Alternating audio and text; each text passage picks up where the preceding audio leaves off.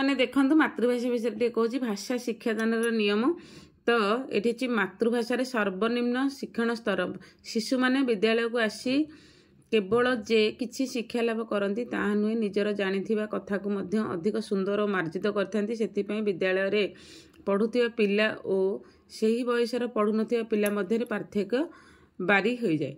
तो शिक्षण सर्वनिम्न स्तर गुड़िक भाषा शिक्षक जानिबा आवश्यक। भाषा शिक्षक कौन जानिबे सर्वनिम्न माने बहुत सरल जिनिस गुड़ा जाने क्रमिक संख्या 1 रे अछि दक्षता क्रमांक और उपदक्षता शुणिबा 1 रे अछि सरल कथा सरल जनाशुना और जनप्रिय छंद कविता गल्प को शुणी मन रखिबा। शुणिबारे रहिला ना सरल जनाशुना और जनप्रिय छंद कविता और गल्प को शुणी मन रखिबा। 2 नंबर पॉइंट है जनाशुना परिस्थिति रे कथोपकथन को बुझीबे। तो 3 नंबर अच्छी जनाशुना परिस्थिति रे मौखिक अनुरोध एवं सरल आदेश को बुझीबे। तो ये कहबार कौन अच्छी क्रमिक संख्या 2 रे अच्छी कहबार गोटे सारणी दे देछि पूरा टोटाल देखंतु कहबा शुद्ध भाव सरल वाक्य रे पुनरावृत्ति करिवे। तो 2 नंबर आसा सरल छंद कविता एवं गीत को अंगभूमि सह दलगत भाव आवृत्ति करेंगे। 3 है हाँ नहीं उत्तर आसुथिबा सरल प्रश्नर उत्तर देबे। तो सरल प्रश्न पचारिबे जेमिति क्लास श्रेणी कक्षर आम पचारिबा राम गोटे भल पिला हाँ ना नहीं जहाँ को भल लगे से हाँ कह जहाँ से पिलाटी भल न लगे ना कह हाँ कि नहीं यही भाया। तो पढ़ा तापर जा शब्द थिबा किंबा स्वतंत्र भावे थिबा साधारण अक्षर गुड़िक चिन्हिबे। कलापट्टा फ्लैश कार्ड इत्यादि रे थिबा बड़ अक्षर और हस्ताक्षर को पढ़िबे। तो सरल तापर आसला जनाशुना सरल जनाशुना शब्द को पाटी करी पढ़िबे एवं शब्द 3 रु अधिक अक्षर विशिष्ट हेबो नाही। अरट टगर कटक कुकुर ए भलिया।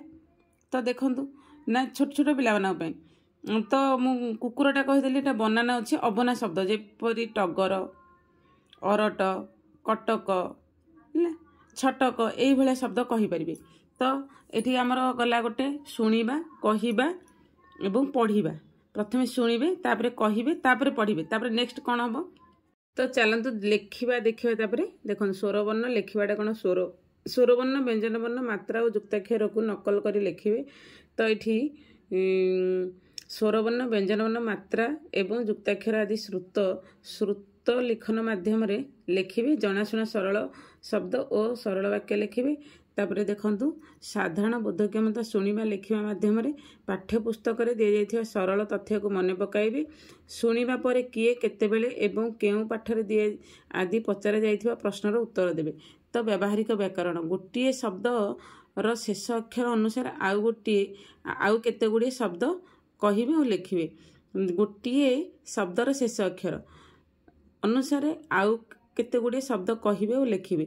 जेमिति गच्छ छरु कोन आसीबो छणा एई टाइप रे कहिबे।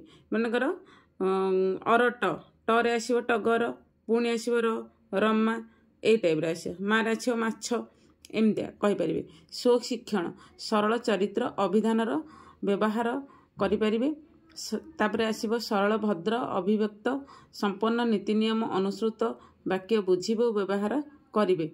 तो मोटामोटी पठन बोधक्षमता 1500 शब्द सहित परिचित हेबे।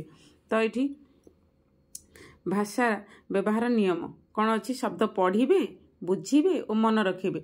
शब्दर प्रयोग तो उपयुक्त स्थान रे ठीक भावे लिखि शिखिबे।